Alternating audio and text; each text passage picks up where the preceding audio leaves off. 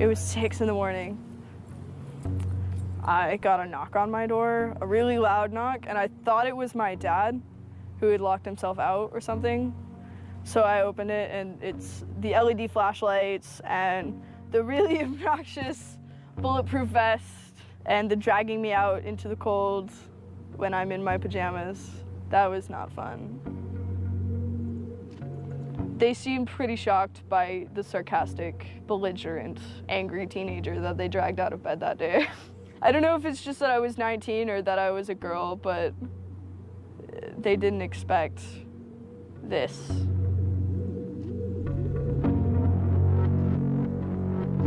"10,000 angry kids, whoever they are, they scared the shit out of some people those days.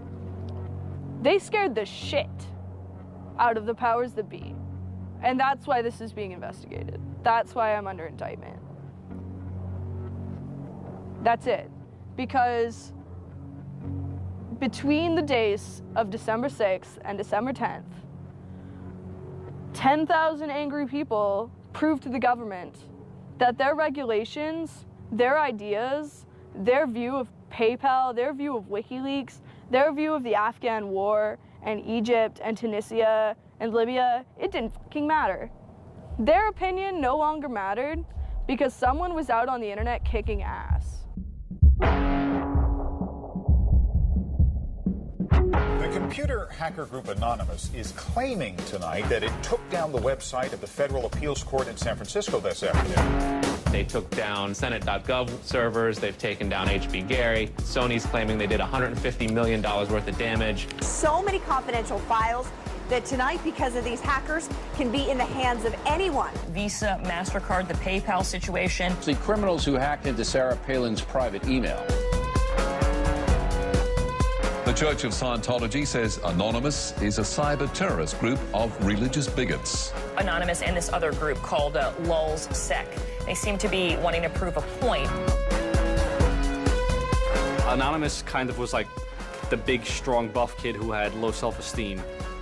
And then all of a sudden punched somebody in the face and was like, holy shit, I'm really strong. And Anonymous calls itself the final boss of the internet. And sometimes it proves to be really fucking true. If you are going to violate the freedoms of the internet, you certainly better watch the fuck out. They are kind of the rude boys of activism. There's a real rough edge to them, which I think also is one reason why they garner so much love and hate from people, too. They represent a certain sort of chaotic freedom. Individual, young, nameless, faceless folks are having geopolitical impact. I mean, it's both exhilarating to realize that and terrifying to realize that. It kind of depends on how that power is wielded. We are legion. We do not forget. Expect us.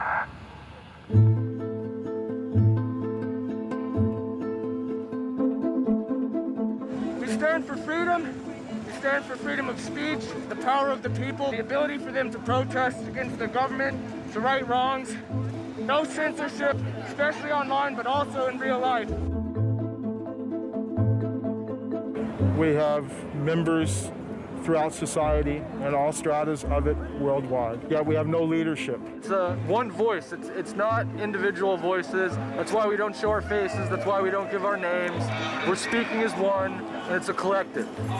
Good timing. I would love to live in a country where the government fears its citizens and not the other way around. But right now, plenty of anonymous actors are in hiding because of fear of reprisals by the government. I've been called many things. There's unpatriotic. That we're just a bunch of children sitting in our parents' basement. I got called a terrorist sympathizer. We've been called kids, we've been called cyberbullies, we've been called hooligans, and, you know, sometimes those words aren't entirely unfair, but this is a serious political movement. No one, you know, in the general public really seems to get it. What they don't seem to get is that the ability for Anonymous to be everything and anything is its power. Anonymous is a series of relationships, hundreds and hundreds of people who are very active in it and who have varying skill sets and who have varying issues they want to advance and who are collaborating in different ways each day. They're a little bit like a prism or kaleidoscope. They've got many different facets and many different sides. Of course, when you spend enough time with them, you start to get a sort of feel or texture that's not just random, right? Yet it's very multifaceted, very rich, which does span from the quite lighthearted to the very, very serious. Bob Dylan had a line in a song just saying, to live outside the law, you must be honest. They might do something which isn't technically correct, maybe it's not legally correct, but they're doing it for purposes that in their minds, at least, are ethical. People who know what they're doing, who share an ethos, who have a commitment to exposing and humiliating the man, who have a very low tolerance of lies and what they perceive as evil on the part of overweening power structures. They share information, they share tools and techniques, and they are currently having a very good time. The hacker culture, as we know it, really sprang from one place. It was MIT, and it was specifically the people in the Model Railroad Club, the Tech Model Railroad Club. Hacking originated as humorous pranks. When the guys at MIT put a Volkswagen up on top of the dome of the building, and people woke up and saw the car up there in the morning, or they measured a bridge by the body lengths of somebody. I would say his name was Brian, and discovered the bridge over the Charles River was, 822 Brians. These are funny things. That's where hacking originated, and it migrated into engineering and computer communities. It's witty, it's pranks. Basically, Microsoft and Apple both got their entire start off computer crime. Bill Gates stole pretty much all of MS-DOS. Steve, Jobs, he was creating boxes to defraud the phone company, I always saw hacking as implicitly political. But hackers, whether they're conscious about it or not, whether they're explicit about it or not, make a statement about how we should treat information. And some years after my book came out, one of the people I wrote about, Richard Stallman, got very publicly and explicitly political about open software, and he believed that software should be free. Free as in freedom, not free as in beer, as he put it there. Behind it, whether misguided or not, there's a political impulse. Hacktivism was a term coined by a group called Cult of the Dead Cow. The Loft had an interesting relationship with the Cult of the Dead Cow. There was 3 members that were in both organizations. And we kind of kept like the serious security research that they would do under the Loft name. And if they were doing some sort of just goofy stunt-like things, they would do it under the Cult of the Dead Cow name. Because the Cult of the Dead Cow was really kind of sort of like a propaganda type of organization. They had a guy who was the minister of propaganda. They're kind of merry pranksters. Like, everything they did was completely over the top. They would dress up like Mr. T sometimes. They would do rap songs at DEF CON, like a rap performance. One of the guys there, I think his name was T-Fish, short for Tweety Fish, coined the term hacktivism because he saw one of the things his group was doing, which he called hacktivism, was writing software that people in other countries could use to communicate securely, even if their government was spying on them. So the principle was really, it was freedom of expression. It was everyone should have access to the internet. Everyone should be able to communicate and get their message out on the internet. Even more important in countries where there was repressive regimes, that if you said something against the regime, they would come and take you away, and you weren't saying it anymore. A good place to start are with what has often been called virtual sit-ins, which use the tactic of a denial of service attack. Denial of service has been around for a long, long time. The equivalent of like if you for some reason wanted to disrupt a bus service, right? You can hire 1,000 extras to all go and like line up at the bus station, right, and get on the bus. And so that anyone who was really trying to get on the bus couldn't do it, right? It's as simple as that. When you stop trying to visit, website goes back up, no permanent damage. And this tactic has been used by a number of different groups. Probably the most famous is the Electronic Disturbance Theater. Another really interesting case happened in Germany, where a group of activists got together who wanted to protest the fact that the airline Lufthansa was using their planes to deport immigrants, and they would take down the site. And in fact, eventually the German courts ruled that this was a legitimate form of protest. From airport security to subway bag checks, there's no question it's a new world post 9/11. It's worse now for humans post 9/11 because intrusion and surveillance, which is always going to be misused by those who can misuse it, has created a different kind of society in which freedom to move unobserved is a privilege only of the rich. Privacy is a privilege only of the rich. Hackers see the technology giving them sanction to buy that privileged exclusion as well. Intrinsic to the technology is the power to self-transcend and get out of the hump of the bell curve and move forward to a par with the masters of society and do battle with them on an equal level playing field. That's activism. Anonymous grew out of what's known as 4chan. Essentially, this is just a website where people can upload images and you don't actually give your name. It's just sort of anonymous. When you look at 4chan, you're often surprised because it looks like a site from like 1995 or something. The idea is very simple. You post a comment and you post a picture. And you can post under your name or anonymously. And it's separated into boards about particular topics. So there's topic on anime, there's topic on weaponry. There's like a 4chan board for origami, and you just upload interesting pictures of origami.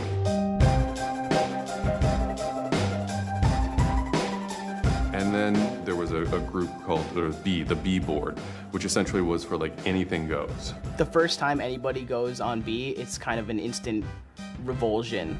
Because there's never a time that you go on there where you don't see something horrible. That instantly puts off a lot of people. The idea is post something that can never be unseen. Half of the posts on B are there specifically to make people not want to come back to B. Have you ever read Lord of the Flies? 4chan, and especially B, is Lord of the Flies. Except some of them aren't 16 anymore, they're just allowed to act 16. It's what you get when people are allowed to express themselves with absolutely no restriction whatsoever. It's the kind of sum of human imagination. People can get together and think together without any limits or parameters. It's the most vile, disgusting, and funny thing on the internet.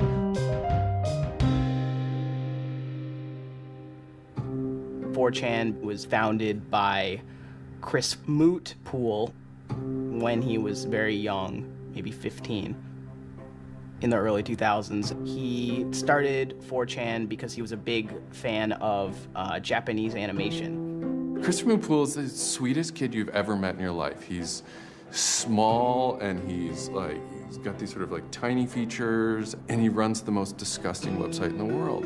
What I think is really intriguing about a community like 4chan is just that it's this open place. As I said, it's raw, it's unfiltered, and sites like it are kind of going the way of the dinosaur right now. They're endangered because we're moving towards social networking, we're moving towards persistent identity, we're moving towards a lack of privacy, really. The B board, that's the exact opposite of Facebook. Facebook, like, you're supposed to be like who you are, and there's sort of one model, which is that like you're friends with people, right? And 4chan, you're totally anonymous nobody. And anonymous speech is, a lot of it's ugly, but not all of it is, right? It is actually sort of a place where people can be honest. One of the important things about 4chan is to have a thread that really explodes and lasts for a long time. If it doesn't, then it disappears. It's a site that's not archived. So it creates conditions for anything that grabs attention at some level. And so humor and grotesqueness as a result are quite good for that. I'd rather just be referred to as anonymous, I guess, in any interviews, because I have some docs out on me. 4chan's just where I went to. I grew up on it and I lived there. That's just what I did for fun. It takes a thick skin to enjoy it. But, you know, as long as you're not offended, you'll occasionally come into something really cool or really creative on 4chan. I think the most interesting thing about it is how you can watch memes evolve. You'll see something posted one day, and then a week later it's got 50,000 derivatives of it. A meme is basically just an idea. It's kind of like a gene, but in the realm of the idea. A lot of the great internet memes that we all know and love, you know, lolcats, right? You know, little cats doing funny things, and then they have, you know, Icon has cheeseburger, right? All that stuff seems to start in this like petri dish that is 4chan keyboard.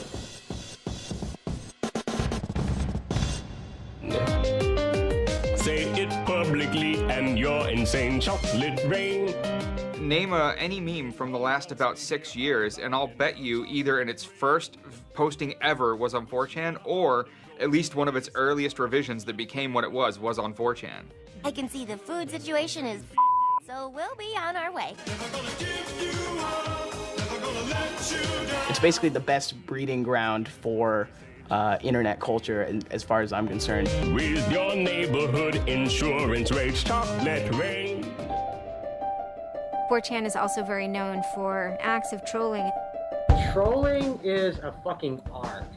Trolling is getting the person you're talking to get as pissed off as they possibly can, and for no reason except for your own enjoyment. Maybe you're trying to illustrate a point, but it's mostly for your own enjoyment. For them, it's funny that like people think the internet is serious business, and if people think the internet is serious business, it's a troll's job to make their life terrible. The idea of anonymous came initially as a joke. I mean, somebody suggested that, what if the whole site, what if 4chan, what if B was just one person?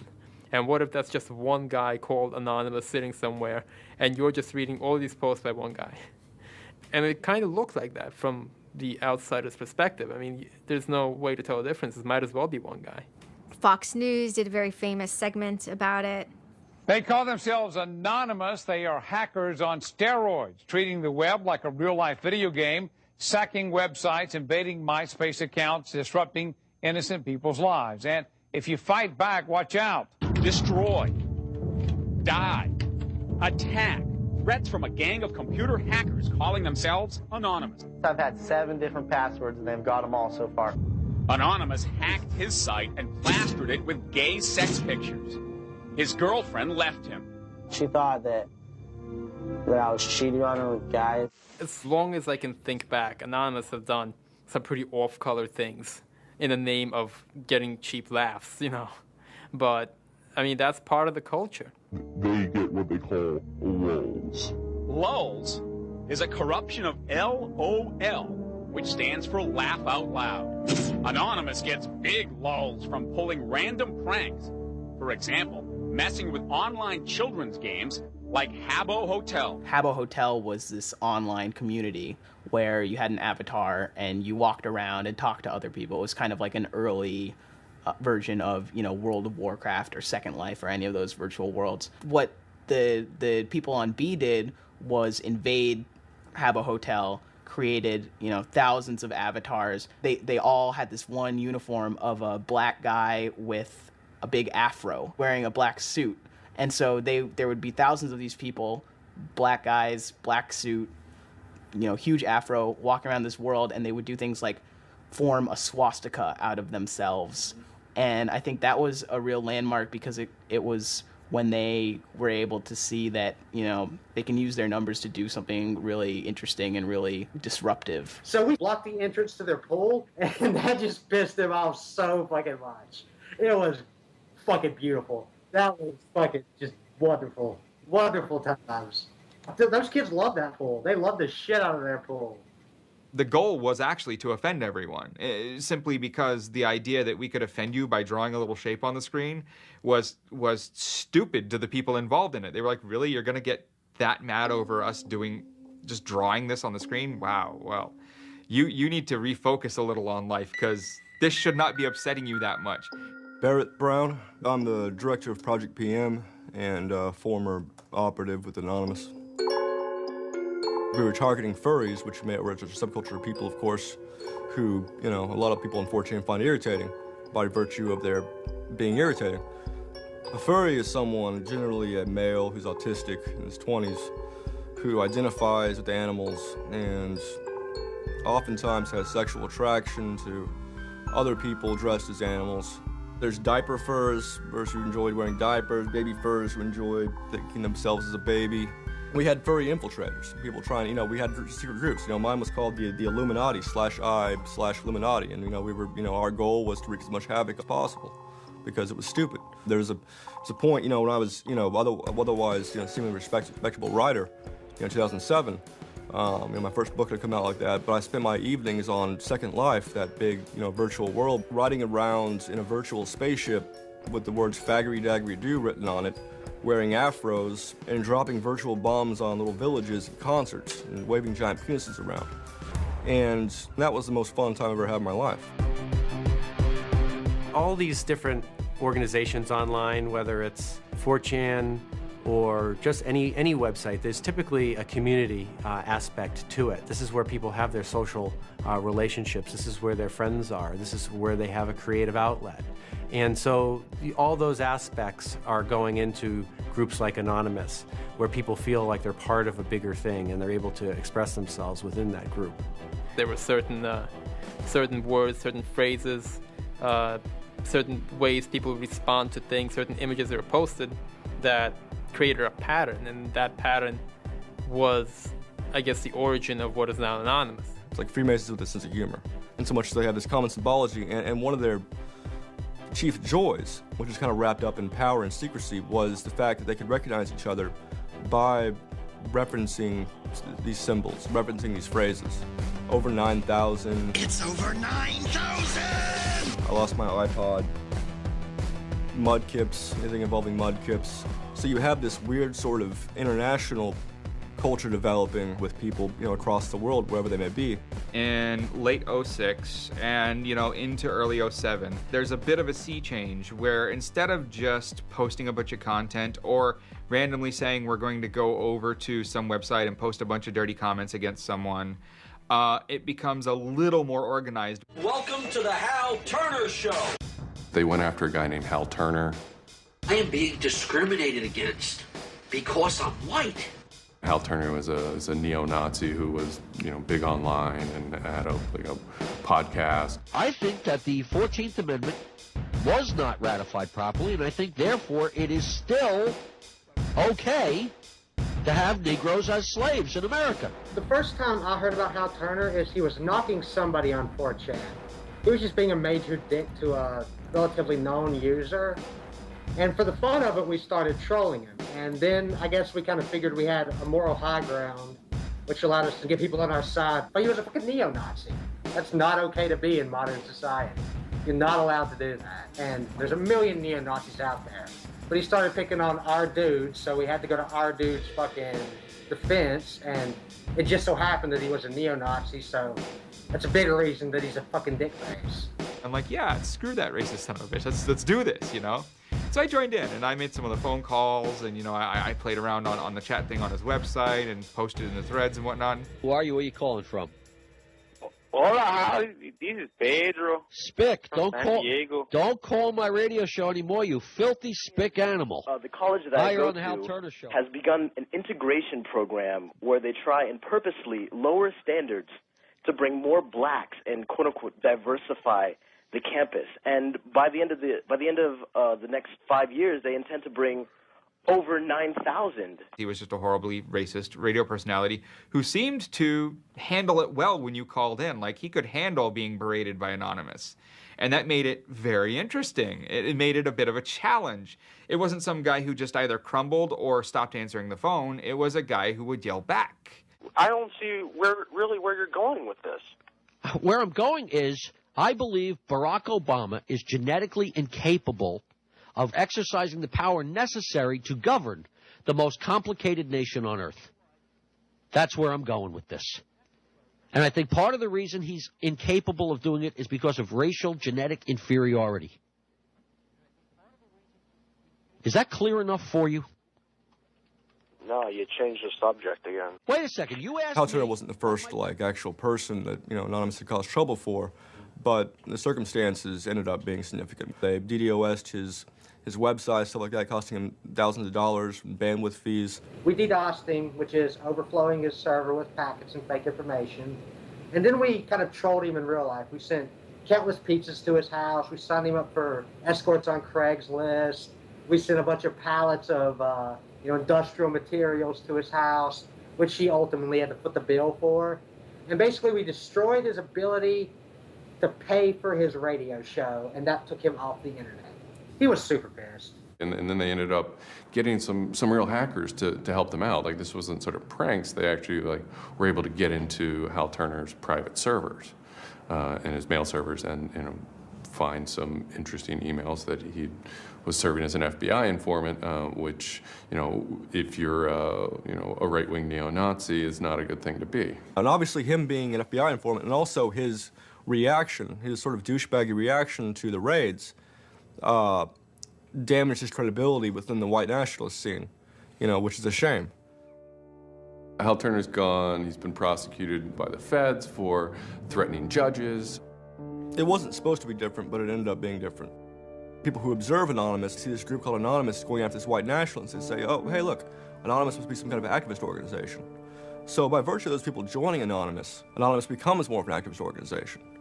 What follows is a period of confusion and anger in which, the original Anonymous people, the sort who want to keep Anonymous as this nihilist little, ridiculous group, are upset that now, that the most terrible thing on the internet is now becoming a force for good all of a sudden. Anonymous has never been about getting media attention or getting all of this attention towards it. It means a community, a pretty sometimes insular community that just kind of kept to itself, made jokes and made content. But that was, of course, changed completely. Just turned completely on its head when Chinology started. Anonymous began to become less of just a culture, people who wanted to perform pranks, and more of the internet's first army. I'm Mike Vitale, and my handle is Seth Dude. Now, this is January 2008. Anonymous is strong now. We're not a little dinky fucking group anymore. This is millions of people worldwide, and we're watching. And then Scientology stepped in with a big target on its chest. A video came out of Tom Cruise. It was supposed to be an internal Scientology video, talking about secrets of Scientology. Being a Scientologist, when you drive past an accident, it's not like anyone else. As you drive past, you know you have to do something about it because you know you're the only one that can really help. It talks about you're the only one who can stop, bad things from happening. And so this is kind of widely mocked online. It circulated like wildfire. There's nothing part away from me. It's just...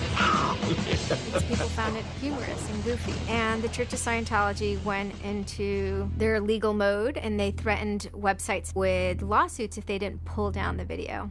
Instantly, the Scientologists post a DMCA, Digital Millennium Copyright Act. And this is a way that if you own content, you can go to video sites, upload sites, and have your content pulled when someone uploads it illegally. So Scientology's always at odds with the internet, always trying to legally bully people out of fucking them over on the internet. They always did that. And then here they are trying again, but you know what? Anonymous saw that, and they said, oh, you guys just fucked around badly. You're trying to censor our internet. Are you trying to take a joke away from Anonymous? You don't do that. What these people did, in this case, these Greg Hausch and these other people, was they decided, we can probably harness Anonymous in this case and target Scientology. A few Anons, a few people on 4chan posted, hey, we should grab that video and post it on a few other sites. And I was one of the people in that thread talking about it. And we got the original source of the video by reaching out to the person behind the accounts and everything. We start posting it. The surprising thing was how fast they were DMCAing them on every site. It looked to us like they must have direct contact with the lawyers and the team who actually pulls videos at all of these sites. It was minutes and these things were falling down. And we're like, holy crap, that's messed up.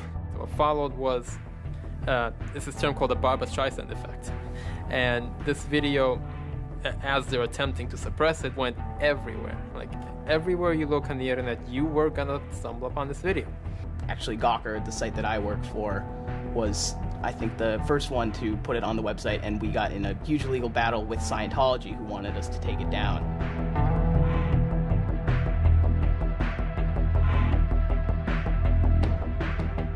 A guy joins the channel, and he says, you should all look at Gawker. So we go over to Gawker, and the strangest thing has happened. This big media company had the video up on their front page and basically had a comment underneath of it that stated very clearly that the FBI would have to come take their servers to get this video taken down, that they were sick of this abuse that was going on. That made us think, what have we gotten ourselves mixed up in here? Scientology is an interesting target because in some ways it's the perfect inversion of what geeks and hackers value. At so many different levels: science fiction, intellectual property, discourses of freedom, science and technology. It's very proprietary, it's closed. And so in some ways, if you had something like a cultural inversion machine and you stuck geeks and hackers in there, you'd get something that looks a lot like Scientology. So it's quite offensive, and there's a real pleasure in attacking your perfect nemesis. We're just such polar opposites, with them being secretive and us hating secrets, and them being so inclusive and us being, anybody could say they're anonymous, and most importantly, how fucking self-important they were. They thought they were fucking untouchable. They thought that they were like their own little church mafia and shit, And Anonymous will, it's like a play toy now. We're gonna make you guys look stupid as shit. What really kind of dared us and set us off about Scientology is specifically the treatment of their critics. Anybody who says anything bad about Scientology is automatically some sort of criminal, some sort of crazy person, a drug addict. It's just that kind of mentality, that kind of, like, if anybody says anything bad about you, we're gonna fuck you over in the worst possible way. It resonated like this feeling of disgust within us. That was a big problem. That was the big problem. The censorship aspect of it. The audacity of this cult, this creepy cult, to go into our territory and tell us that we can't post this? No, fuck them. No, it's not gonna happen. And people who knew what Anonymous was to begin with were like, oh my god, Anonymous is gonna go to war with Scientology. This should be really interesting. Especially because it's two weird-ass groups. I mean, I've been an Anon for a long fucking time. I know Anonymous is really strange. They're weird, and the stuff we like is weird, and it's really not mainstream at all. Now you have Scientology. Also really weird. A lot of crazy shit goes down. Anybody on the outside who's seeing this is going, let's watch these two retards fight. Both their pants are gonna fall down, they're gonna triple, and it's gonna hurt everybody, and it's gonna be hysterical. And what happened was all these people who were geared up, the infrastructure was built to war with other Anons, said, you know what, fuck it. Everybody's gonna get together and pound the fuck out of Scientology. And then that's when 4chan kind of reared into action, really reared into action. And they started to troll the Church of Scientology. And this took the form of pranking the Dianetics hotline, ordering pizzas. Every fax number we get, we're sharing them all. Every number we get, we send black pieces of paper on a loop until we sold their ink. I go to call them on the phone, and it's busy.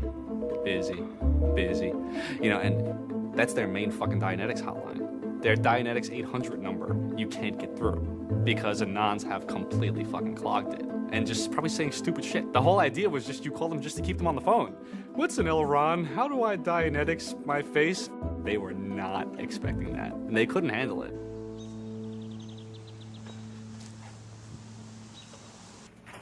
I'm Brian Mettenbrink. I always liked anything technical, mechanical, anything sciencey, really. Computers do what you tell them to. They don't all of a sudden start doing weird stuff, and if they do, it's probably your fault. And I always like that, they're perfect, really, in a way. I had just gone to 4chan just on pure happenstance, and I saw a post about the Scientology thing, and I started looking up stuff, and I'm like, oh, this is actually for a decent cause. I think I'll, do this. You started seeing all the stuff in B, and I saw the stuff in B then. Everyone's going to DDoS Scientology. Everyone's going to bandwidth rape them. Anonymous Members have developed a distributed denial of service attack tool called low orbit ion cannon, which is taken from a computer game. Low orbit ion cannon is what's called an end game weapon in Red Alert. All you had to do was literally follow instructions step by step. I downloaded a program that's free and legal for anyone to download and use. And I followed the instructions and I typed in www.scientology.org and I pushed go. And what it does is it tells Scientology.org, in this case, it tells them to send their website to my computer about, I think it was 800,000 times in a weekend. And I'm pretty sure I probably took it down myself a couple of times. This tool is low orbit ion cannon, sometimes referred to as LOIC. I am actually not breaking any laws by using this tool against my own computer, 127.0.0.1, which is a non-routable address. But, of course, if I were to have attacked one of those other bigger sites out there, I would have severely been breaking the law and would have been doing it in a way that was quite easy to track. What you do is you put in the site, you see that the IP is correct, you make sure that all these settings are good, and you hit the button, and off it goes. It felt like you were making a difference. You know, just you yourself. And you didn't even have to leave your home, you know? You just sat at your computer and followed instructions and stood up for what you believe in, so to speak. You made your say in the world, and hopefully it turns out better for it. Yeah, that was some really crazy stuff to watch. To be sitting there in front of a monitor and you have just information just flying in front of you, and it's this unseeable internet war. And one of the guys said, we need to make a video. We have to make a video. Hello, leaders of Scientology. We are anonymous. When the video came out on January 21st, that was one of the first times that Anonymous as a culture started referring to itself as Anonymous as a movement, and declared that it was going to take down and destroy the Church of Scientology. That video probably changed everything. Knowledge is free. We are anonymous. We are legion. We do not forgive. We do not forget. Expect us. It basically looked like if a computer was going to tell you that he was going to beat the shit out of you, this is what it would look like. That one video, it really galvanized that moment of innovation. That's exactly like with that video, internet activism as it's known today was born. What the video was saying was, it's over. You're not going to be able to follow people back to their house anymore with impunity. You're not going to be able to just issue a cease and desist letter to any reporter who wants to write some shit about you that you don't like. You know, that's done with. Every time you do that, Anonymous is going to hit you harder. So we made a video named Call to Arms that said, we're going to the streets. Every major city of the world has a Scientology building. Be very wary of the 10th of February. Anonymous invites you to join us in an act of solidarity. Anonymous invites you to take up the banner of free speech, of human rights, of family and freedom. Join us in protest outside of Scientology centers worldwide. And you just see this consensus forming that it's going to happen. So we made the third video, the code of conduct. Don't bring weapons. Dress accordingly. Cover your faces, because they will try and find out who you are and screw with your life. Rule number 17. Cover your face. This will prevent your identification from videos taken by hostiles. Scientology has a history of harassing, stalking, and just generally doing horrible things to its critics. So people needed a way to hide their identities. A lot of people had very legitimate fears. They don't want to be followed home. They don't want to be stalked. They don't want to put their families and themselves in danger. Everyone was going, well, we're going to wear masks. What's the only fucking mask that we all already know or have a joke about? And it's the Guy Fawkes mask. You see the movie V for Vendetta, you know, the ending scene where everyone's wearing the Guy Fawkes mask. That is very reminiscent of what Anonymous thinks Anonymous is.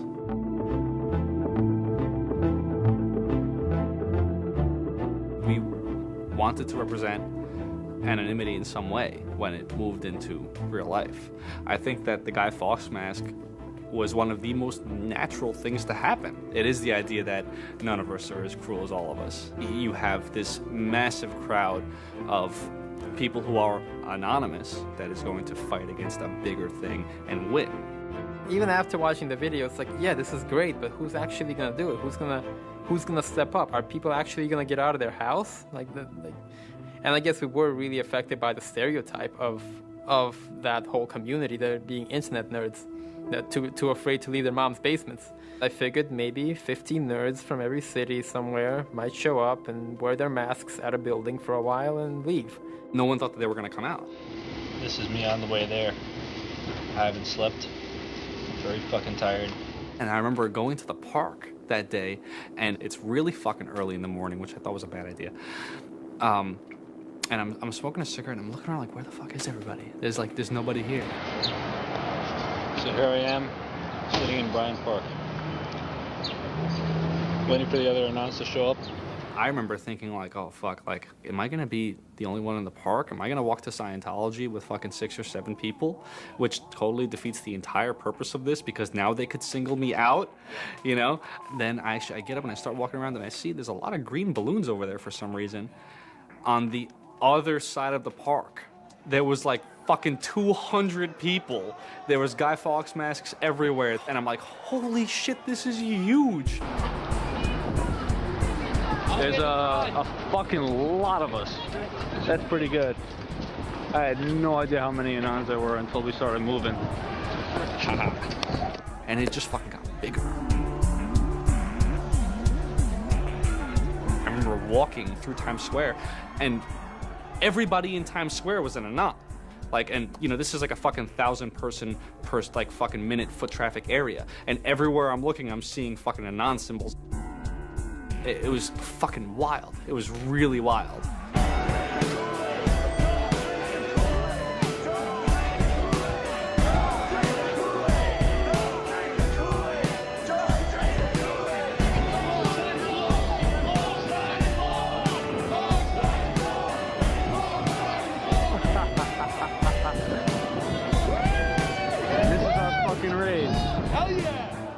So we start getting numbers in. And Sydney, we're thinking that it's going to be 50 people. And before 10 a.m., before even time, there's already 50 people there. And there's still streams of people walking down the streets. A couple hours into it, you know, because I didn't go to bed until 1 in the morning, you know, you're looking at Sydney as, wow, there's 250 people in Sydney. The cops are estimating higher than that for their reports. What just happened? Adelaide, Perth, and Melbourne happened. And, you know, over 200 at each of them. We nearly broke 1,000 leaving Australia. Now, the next protest was Tel Aviv, which had actually gotten its first Scientology building a week before this. There were Palestinians and Israelis at this protest, both holding their flags. And at one point, they actually switched flags and held up each other's flags and whatnot. It was awesome to see. I call our guy in London, Britanon, and I say, hey, what's going on there? And he's like, did you just get out of bed? I said, yeah, I haven't even turned on the computer. I just figured I'd call you. And he said, we've got 600 people, and the cops are really, really mad at me. All the major cities were having hundreds of people come out. It's massive. Clearwater had like 300 people. I don't think anyone beat out LA. I think LA had over 1,000 people. We are Legion! The thing that happened was something completely different, and hundreds of people from every city just swarmed the streets. It was kind of overwhelming, a little even scary, but scary in a good way. Soon, you know, we're at around the 10,000 mark, you know, and we were joking the whole time, over 9,000, you know, one of those memes. It was too surreal. It was not believable. You go by what name? We are anonymous. It was very empowering, especially after people saw the thousands of people showing up. This was it. We owned the world at that point. You've got lolcats, and you've got rickrolling. You've got all these other things that Anonymous has been involved in. Then, you know, take us a month later, and, you know, 10,000 people were just in the streets.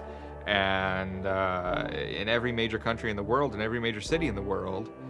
And what the hell just happened? What changed? You know, who flipped the switch? The world looked very different to me at that point. We all met each other. The idea of an Anon is you're fucking alone until you get to 4chan, you know, and then these people all think like you know? Then all of a sudden you're not alone. You are with fucking 500 others, you know, they all know the same jokes as you. They all clearly have similar interests as you. Here's your culture. You meet your own people finally. immediately you felt like you were at home. If you were an Anon, you were at home. We all like spent years in the same place, looking at the same pictures, laughing at the same jokes. You know, we pretty much were already friends, even though we've never ever met. It was very happy. It's perhaps a little surprising.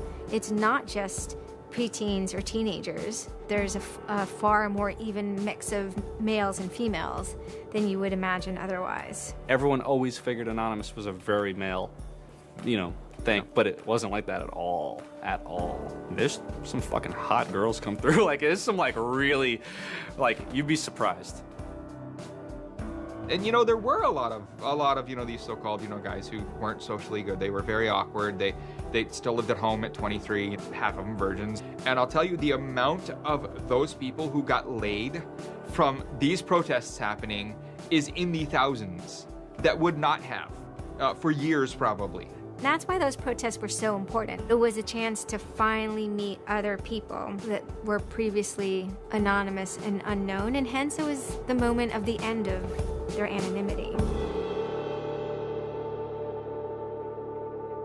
Scientology, they kind of fought back, so to speak. They posted stuff online. While claiming they are peaceful, in less than 3 weeks, anonymous members made or encouraged 8,139 harassing or threatening phone calls, 3.6 million malicious emails, 141 million hits against church websites, 10 acts of vandalism, 22 bomb threats, and 8 death threats against members and officials of the Church of Scientology. They basically antagonized, really, is what they did, which is really one of the things they're great at. They wanted to find me. They did. They hired PIs. They started taking pictures of us, threatening to sue us. People were getting followed. People were getting followed home. It'd be a regular thing for someone to say, oh, I had to lose someone on the subway. I saw someone from the Scientology Center, and they were following me. They would follow us to our houses, try to intimidate us, send us cease and desist letters. They had a PI hand deliver a cease and desist letter from a very expensive lawyer. It was a double message there. It was a, hey, we know where you live, and we know your name, and here's something from our lawyer. Just these old tactics that they used to fight the activism they faced before the internet just were completely ineffective against Chanology. Most of the people who received them actually framed them and put them on their wall. I've seen multiple of them framed and put on the wall. Mine's sitting in my closet somewhere in a box. They don't care to actually use the legal system to get you thrown in jail. They care to use the legal system to get you to stop. I did the whole low orbit ion cannon stuff, and then I pretty much just went about my life after that for probably, I think it's 6 months, and then the FBI showed up here at my parents' house where I wasn't, looking for me. 2 men got out of the car and took their jackets off and laid their guns on the front seat and came up to ask us if Brian was home and explained that they were the FBI and they were looking for Brian, and I've never been so scared. And then my parents directed them to where I was living, and they showed up and said, I'd like to have a friendly conversation with you, and I had the worst friendly conversation of my life. We sat down at my dining room table, and they just started asking me questions, and I'm trying to figure out what they're here for, because I have no idea. And they eventually started asking me questions about Anonymous. I was scared to death. I mean, my son is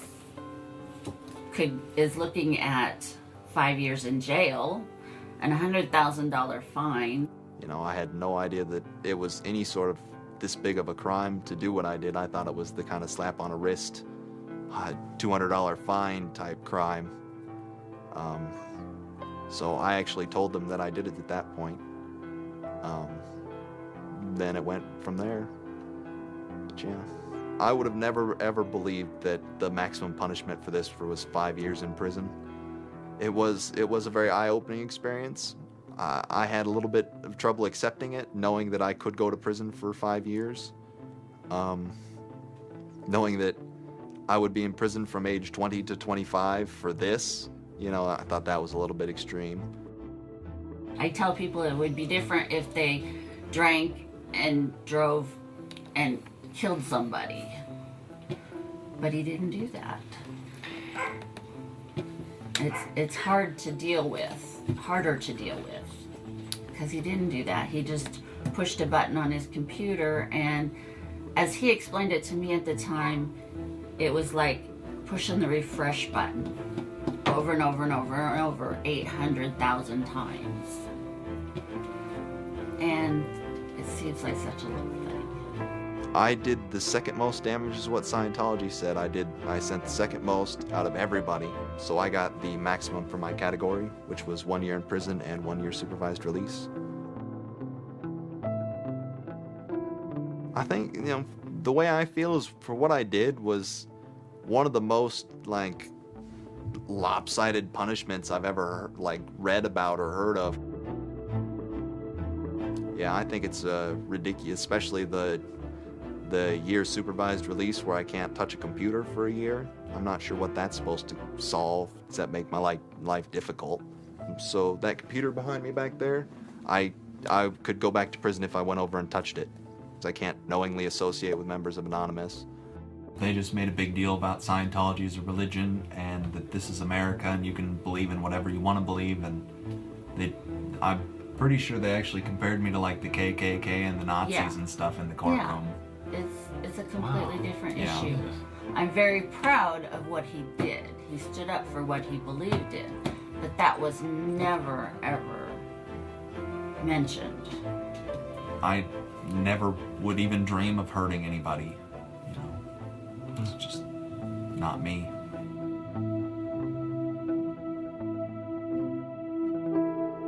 Prior to Anonymous, critics of the church still had to be very, very careful because of the aggressive lawsuits that were launched against academics, journalists, and other critics. I would say that era is over. And Anonymous, more than any other sort of intervention, is probably responsible for that change. This actually caused a decent rift in Anonymous. There was one big group, significant group of people who would say, this Chinology stuff, it's cancer, it's awful, it's bad, it's just bringing attention to us that we don't want. The trolling isn't happening, we're not getting our jollies. Like, now this is all really serious and moral and somber, and like, well, you know, that's not what I signed up for, that kind of thing. And then there are the people who were on the other side who are going, well, I only signed up for the serious and somber. You guys, go away. This is, you know, and, you know, there became this very fierce clash of ideologies, and it was alien to us. They decided, in their own words, which I was privy to because it was told to me, stop ruining our bad name. So to make Anonymous look bad, they go off and they post animated GIFs, animated images to epilepsy forums that are black and white just strobing really quickly. So any of the epilepsy people on these support forums see it and they fall off their chairs, you know, in seizure. You start hearing this term moral fag. If you're not out there making epileptics have seizures, then you're doing it wrong. So you're a moral fag. Which is what I am, a moral fag. Those who want to use Anonymous as, you know, as a tool for good in some sense, rather than just doing what we used to do, which is to screw with video games. One Anon said it well once. There is no leader. Their ops have momentary leaders, de facto leaders. I like to describe this with the picture of a bird swarm. Everybody's flying very, very quiet. Suddenly one bird flies into the other direction and the mass fly into the same direction following that person. It's totally okay to say, I'm sorry, I don't take part. When Chinology was running full force, it was like a kid stretching for the first time and actually seeing the real power. It's the teenage period, actually, trying, Operation Pitstorm. Operation Titstorm. Australia over the past couple of years has been relatively malignant in their attitude towards internet freedom compared to other Western countries. A guy named Tux wanted to attack the Australian government. in retaliation for upcoming internet censorship laws. And one of them involved banning pornography with women with small breasts for some reason. So that was the first time that Anonymous went up against the government. When they DDoS'd and took down several government sites, it was the first time that Anonymous was going up against a state. If you had asked me all throughout 2008 and most of 2009, is the politics of Anonymous always going to be sutured and hinged to the Church of Scientology? I would have said yes. And it became unsutured, unhinged, when a different political wing was born in 2010. The Motion Picture Association had hired an Indian software firm to DDoS the Pirate Bay. And Anonymous, coming out of 4chan, DDoS, the Motion Picture Association of America, as well as then other groups like the Recording Industry Association. It angered people for a lot of different reasons. I mean, obviously one of the reasons was they were attempting to censor the internet. Another of the reasons, though, was that, you know, people in Anonymous had been arrested before for taking part in such attacks, say on the Church of Scientology and other targets that there had been before. I think there was a big sense of the hypocrisy in it. This was the moment a kind of networked kind of architecture was born, where there was a different node that was unrelated. Some people crossed over, and they were connected by aesthetics and by ethics, and yet this was a different ship that was sailing.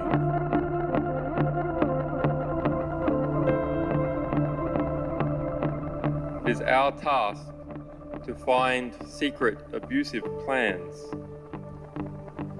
and expose them where they can be opposed before they are implemented. The interesting thing about someone like Assange is that he actually also sprang from, you know, a hacker culture. It's a mentality of spreading information. Julian was Mendax. He was the greatest hacker that ever walked the face of the earth when I was a kid. I mean, they rumored he could move satellites around in space by hacking into NASA. I mean, you know, maybe it never happened, but I mean, it was, you know, it was a myth that kept young kids like me wanting to, like, you know, plug a computer into a modem and see if I can move some satellites around. Wikileaks is an instantiation of the hacker ethos. Truth wants to be free, and we want to liberate it.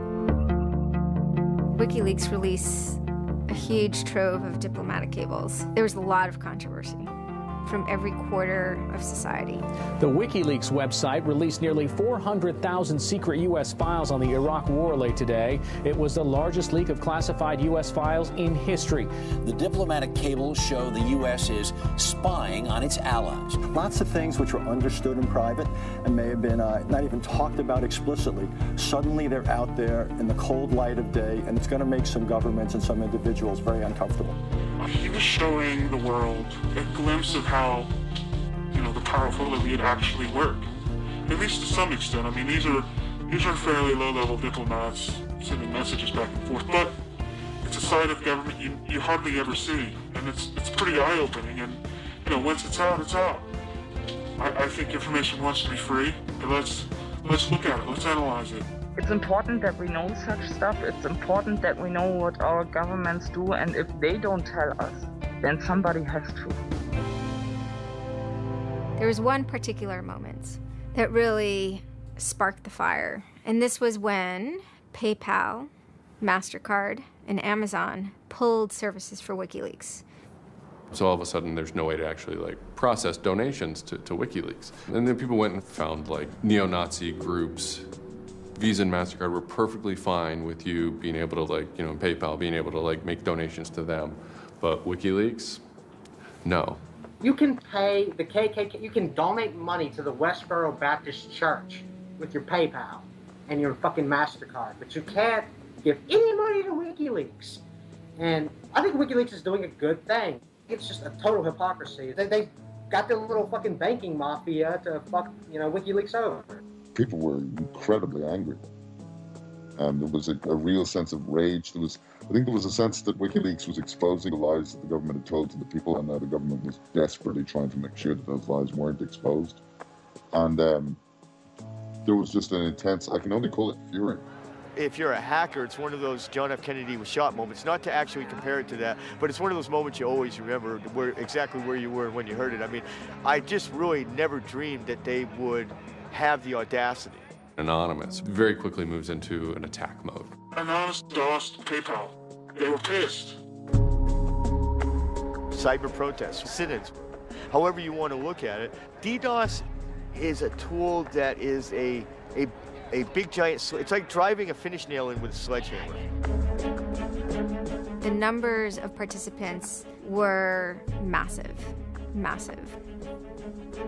And they managed over the course of a couple of days to disable the websites of MasterCard and PayPal.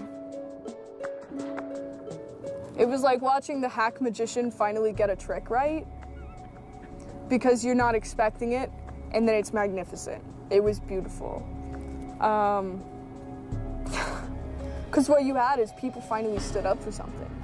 How long has it been since we had a huge, really relevant protest? I'm not talking Tea Party, I want to bring my guns in public. I'm talking 10,000 angry people said this is not right, and I want to do something about it. Soon after, January 2nd, I believe, Wikileaks was blocked in Tunisia. And Anonymous got wind of that. They then intervened, at first solely for the purposes of like stopping the kind of censorship that was happening. They did some DDoSing, and this was a time period where they were getting involved with what I would call non-internet-y social movements and building lines of solidarity. My name's Pete Fine. You can call me an internaut or a hacktivist. Telecomics is an ad hoc cluster of volunteer net activists who have spent much of the last year trying to keep the internet running in the Middle East.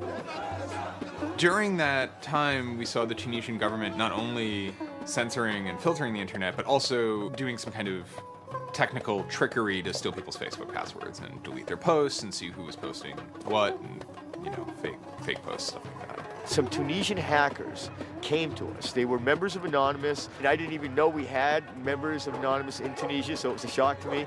And they had the keys to some parts of the kingdom, so to speak, when it came to the dictator in Tunisia. We went in on behalf of those Tunisian Anons, and we helped them get that and extract it, and then it went to WikiLeaks. The Tunisians overthrew Ben Ali, who was kind of a repressive dictator. A revolution that was facilitated by the internet, by Facebook and by Twitter. Not caused by it. I mean, 50 years of dictatorship has caused the Arab Spring. But the internet has certainly been helping. There's a video where they are thanking us for being involved, holding up a map saying we were the only one who stood by their side.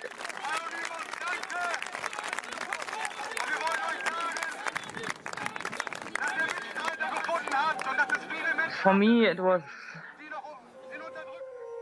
awesome to hear that and to feel the connection. The same group of hackers that target anti-WikiLeaks sites have now turned their attention to Egypt.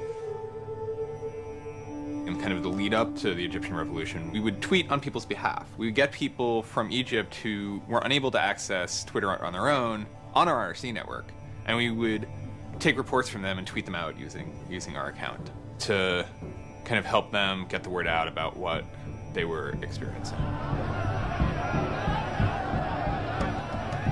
Some of this shit is personal. And one of the things about the movement as a whole, when Egypt rolled around, is that Egypt broke us emotionally. Watching in real time with live feeds that we helped set up, Egyptians get massacred with machine guns. It was different, and I have never in cyber activism wept before. It's never bothered me like that. It's never been able to touch me the way Egypt touched me. It was fucked up that we were watching people killed for no reason other than leaving their homes, that these people had every right to freedom, that they had every right to choose their government.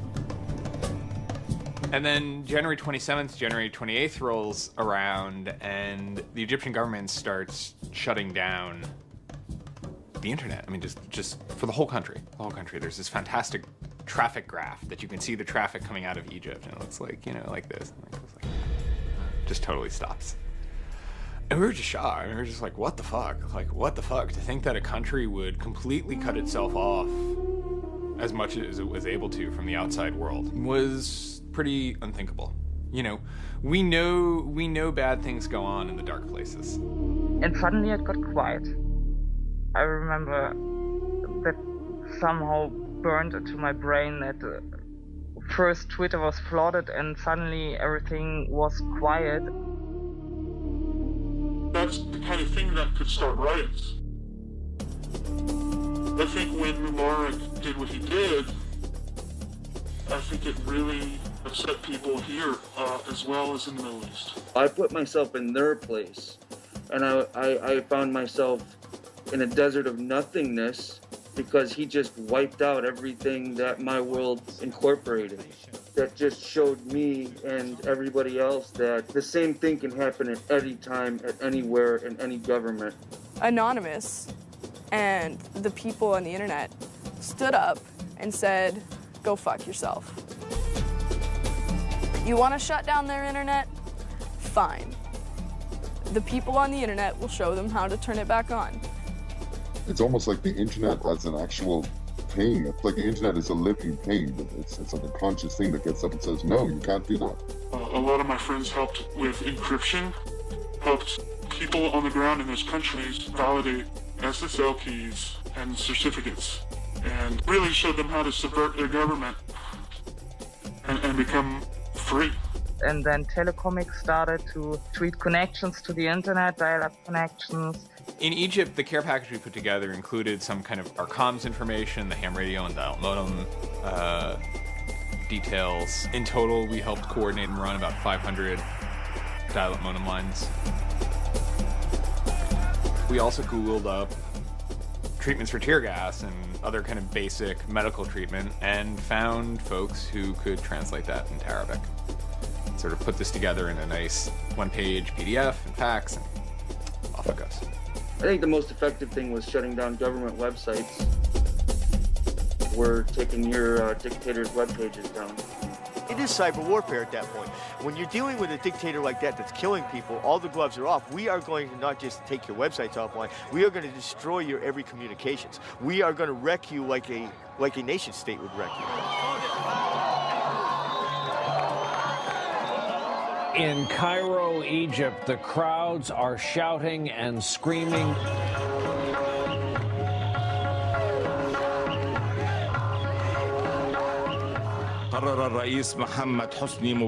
President Hosni Mubarak has decided to step down from the office of President of the Republic.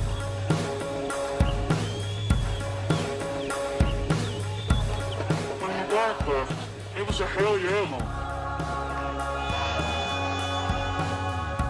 People can rise up, people can make a change. And I think for a lot of people in America, it was the first time they had seen people rise up and take down their government and say, we're sick of this shit. We're sick of the oppression. We're sick of living as slaves to your power.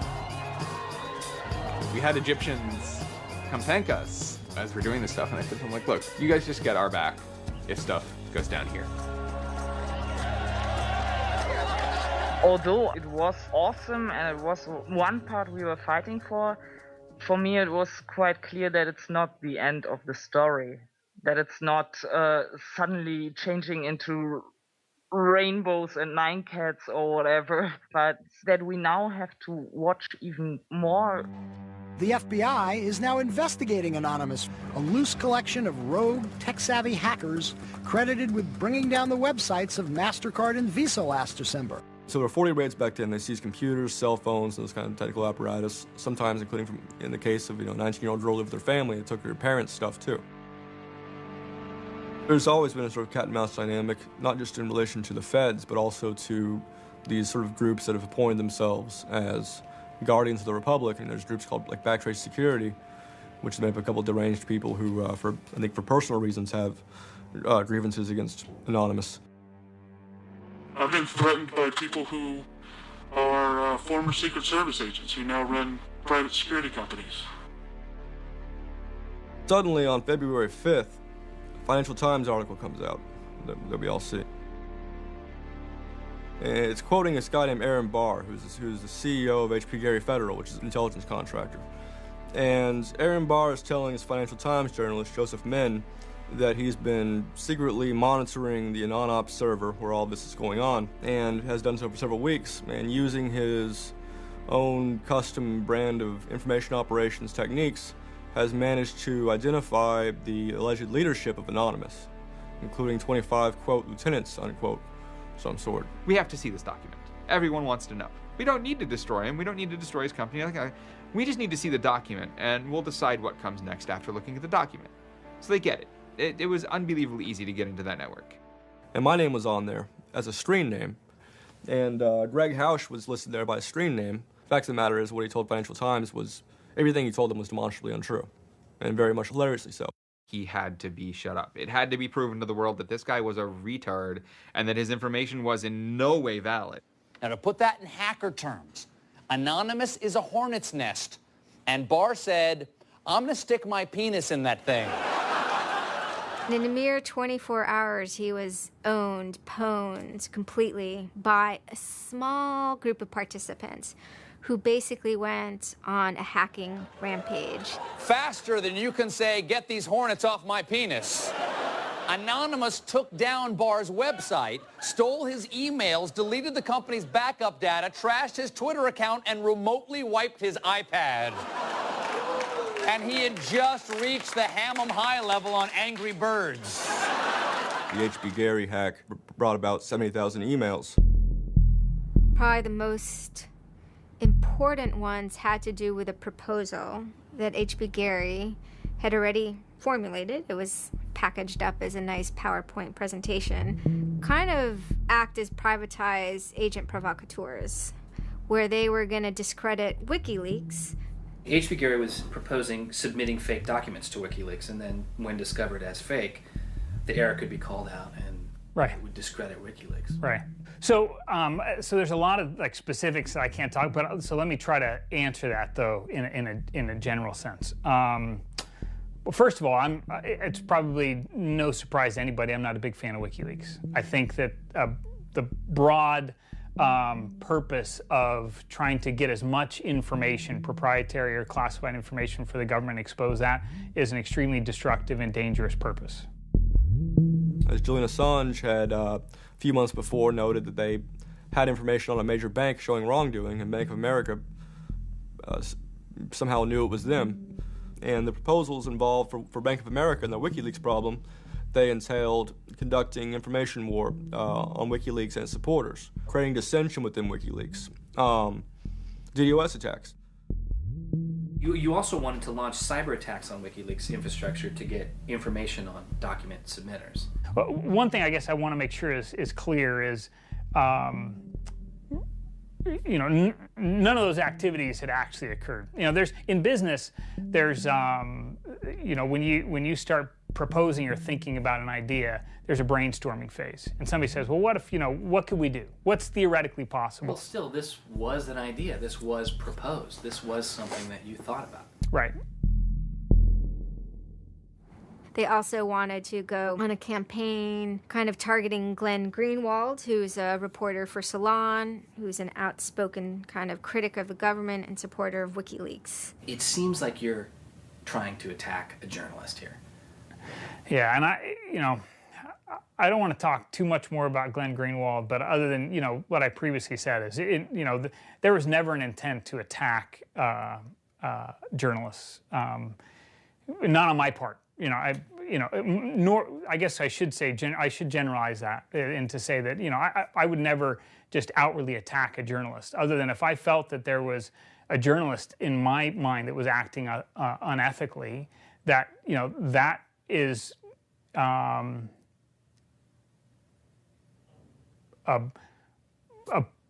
that's a fair game for having a public discussion about.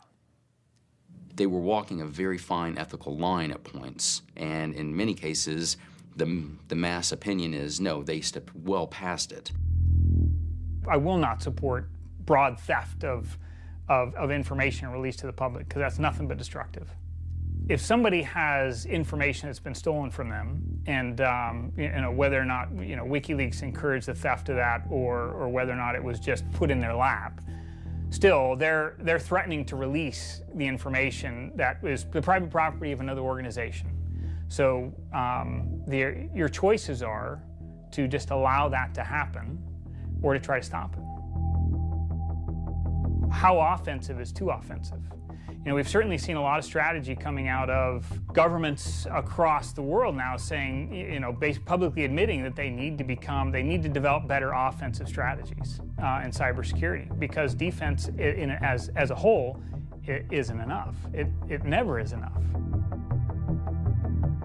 Some of the most important things that have had the most far-reaching influence and have been the most important in terms of what's been discovered, not just by Anonymous, but by the media in the aftermath, is the result of hacking. That information can't be obtained by the traditional journalistic process, or it can't be obtained or won't be obtained by a congressional committee or a federal oversight committee.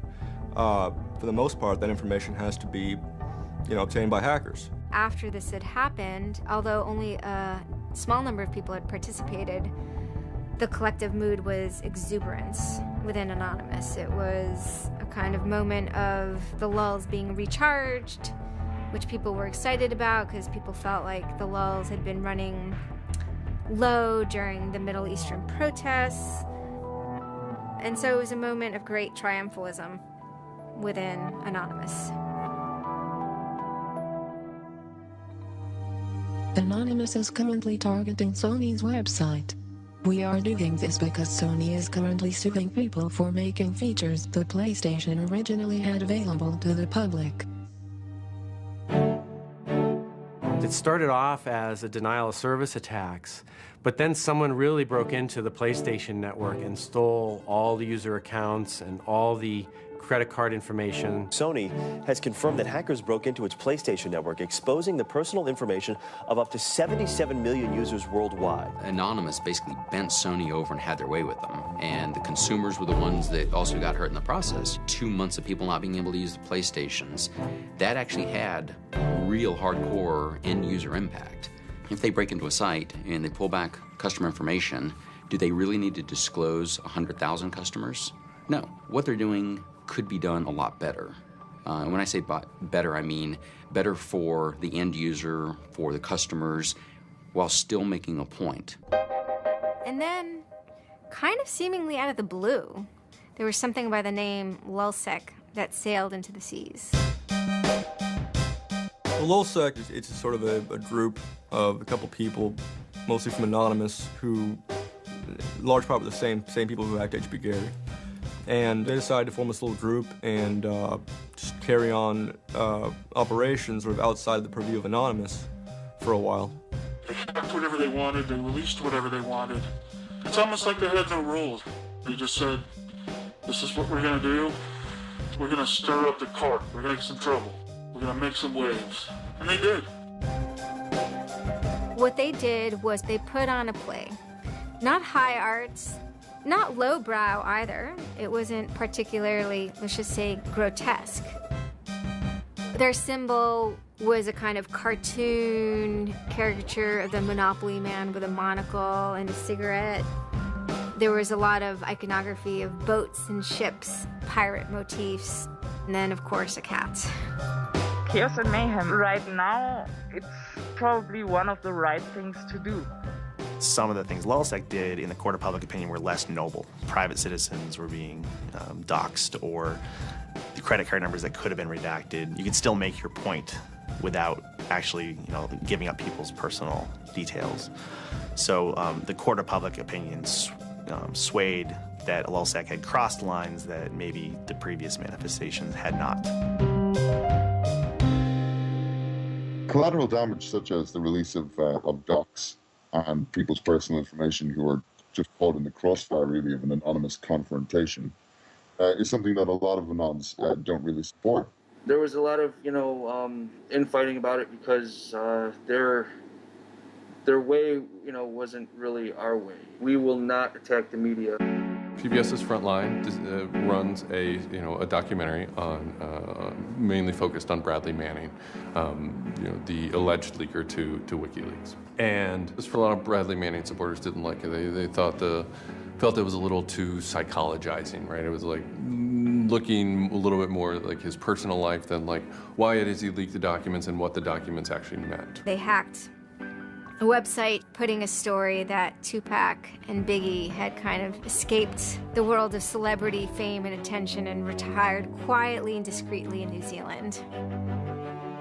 Also, when they attacked PBS, that gave me the creeps, As a journalist, I'm not too thrilled with the idea of someone judging that we don't like you to write that. We don't like your reporting, so we're going to shut down your website. I'm uncomfortable with that. It could be me, and I could be writing something about a group that they didn't like. And, hey, I'm happy to sit and talk with them about it, but, don't shut my website down. This is obviously about freedom of speech, so attacking the press would be, would sort of be a bit of a contradiction. So people always said, well, we shouldn't do that. And obviously LulzSec had a completely different agenda, so they had no problem doing it.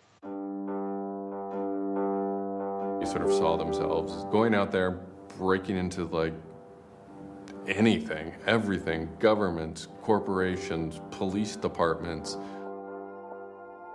largely for the same reasons Anonymous would. They went after Arizona for immigration policy, 50-day run, causing mayhem, havoc, and then, ended it. The computer hacking group, Lulz Security, has announced it's disbanding, saying it had achieved its mission to disrupt government and corporate organizations for fun. I call this whole thing the rise of the chaotic actor. It's not like the first time we've had hacktivism, but we're definitely seeing like a renaissance in it. And chaotic could be chaotic good, neutral, or evil. If you go back to the old Dungeons and Dragons charts. And some people see Anon-Ops initially, let's stick with Anonymous, as chaotic good. They saw Operation Payback, or they saw attacking Scientology, and they say that's good. It's like Robin Hood, right? Chaotic good. Outside the system, but doing something good. Other people saw Anon as chaotic evil, like the Joker. They just want to see the world burn and doing potentially irreparable damage. And the truth is, yes, it's the entire column of chaotic.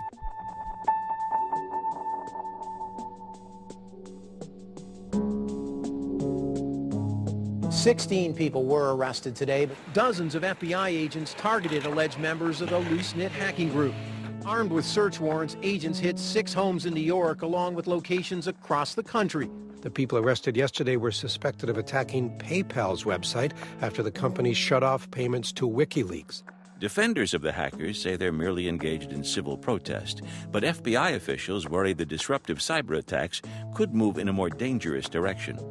So the FBI shows up at 6 in the morning, and it was really obnoxious. And I remember being frustrated and angry because there was nothing that I had done that would have justified an FBI search warrant. They came and guns blazing and all this other good stuff, busted down the door. I immediately just dropped down to the floor, 180, didn't want nothing. I wasn't trying to fight nobody. Theory of the case is they were, they flooded, quote unquote, a number of people flooded access to PayPal, thereby creating economic distress to a protected corporation. End of story. This is not a case involving identity theft, involving outing emails, involving violating privilege, involving theft of services, involving, shutting down business. It is a pure case of internet or cyber sit-ins. I think when Barack Obama gets on television and says, flood the switchboard, shut down the Republicans, send the message, that's legal. And even if you accept what the theory of this prosecution is, it's no different. This is an electronic sit-in at its finest. If you're a pedophile, the average is 11 years. If you're a computer hacker, the average is 15. And I think that's ridiculous. So, yeah. I mean, no, that's ridiculous. I mean, you can go molest children and get less of a sentence than you would for breaking into someone's phone. Even if you accept what the government is saying is true, what is important is that people are participating in the process. It is very much the process. It is sitting in an encounter in Selma, Alabama. 500 Freedom Riders refusing to allow people to go and sit in at a segregated lunch counter. They write books about that stuff. It is demonstrating in a street corner saying no to a war. It's just a different, it's just a different vehicle. It's the same results. For 9 months I ran from my indictment, but they busted me. I went to jail, I bonded out, and then I held a news conference, you know, because as risky as that was and against my lawyer's advice, I wanted the world to know some fucking things about what's going on. I didn't want the feds to have the only voice in the dialogue. This document alleges that I am the notorious hacker activist known to the world as Commander X. I am Commander X.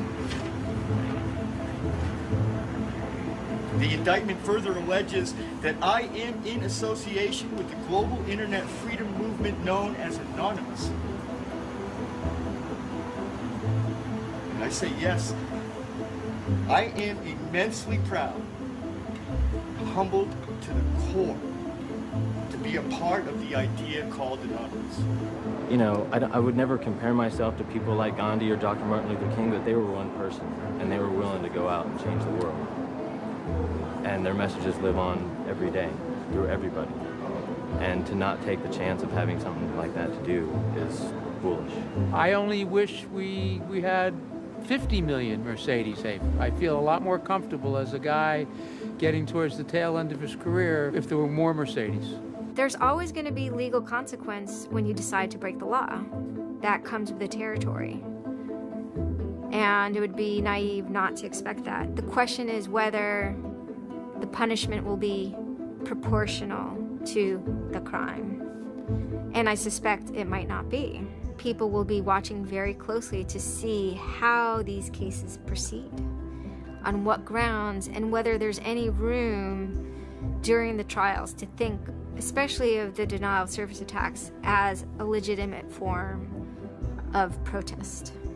So much of our lives are now configured, at least in part, on the internet, so we better start thinking about how we claim parts of the internet as spaces that we can also protest in. This is the point in history at which you decide whether or not protesting is possible online. You can stand up and you can say freedom of speech extends to online. We have the right to not be monitored by our government because of our opinions. It's up to you. You're in the position of Huck Finn. Do you remember Huck Finn at the end of the book? He's told he's got to take that slave and give it back. Two things will happen if he doesn't. One, legally, he'll go to jail because Jim is property. Two, he'll be damned eternally and burned in hellfire because he's in an evangelical environment in Missouri. And Huck smokes his corncob pipe all night and thinks about it, and next morning he says, well, damn it, I'll go to hell then. In other words, he discovered that in order to be an expert at ethics, you had to transcend the legal and sanctioned religious appropriate truths of the day in order to access the meta-truth of both legality and righteousness. Well, hackers see themselves as Huck putting down that corncob pipe and saying, all right, I'll go to jail. All right, I'll go to hell, but I'm going to do the right thing. I suppose the question you really want to ask is, would I do it again? And honestly, after thinking about it, I felt that I did what was right. I had a belief, I still do, that what I did was the right thing, and hopefully someone got some good out of it. You know, I'd love to think that maybe I stopped someone from joining a cult. You know, probably wouldn't tell on myself next time, but, you know, I don't think I would have changed a single thing other than the whole talking to the FBI thing. Just that little yeah, just the little detail that kind of changed everything, yeah. I'm angry. Occasionally I have small breakdown moments of terror, but I haven't stopped believing what I believed. I haven't stopped wanting to fight. I haven't stopped caring. Show me what democracy looks like! We can solve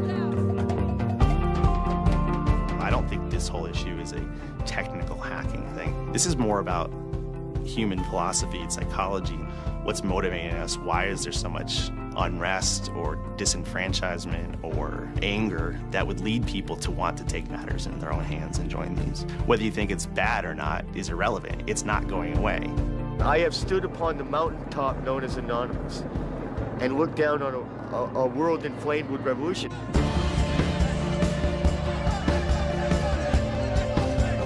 What can you say? Your spine tingles when you're at the cusp of history. When you're surfing, the waves of history, your spine tingles.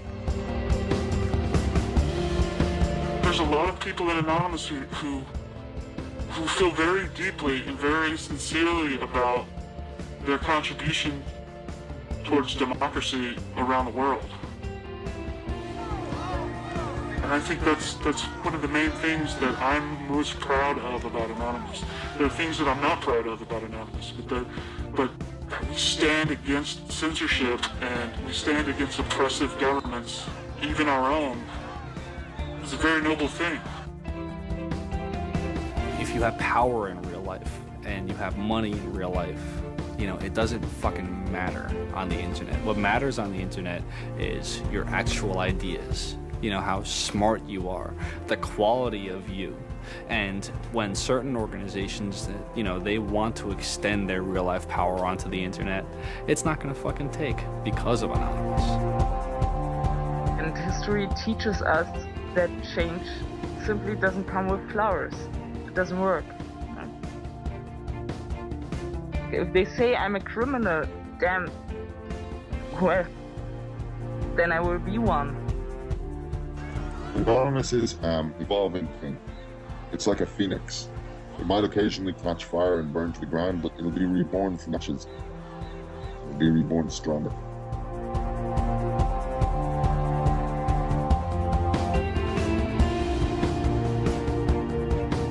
I don't care if you're a Democrat or a Republican or an independent, or if you like Ron Paul, or if you worship pigeons or Scientology, or if you're Catholic or atheist or Methodist. I don't care about that. Your opinion matters. I don't care if I disagree with it. I don't care if I hate your guts. Your opinion matters.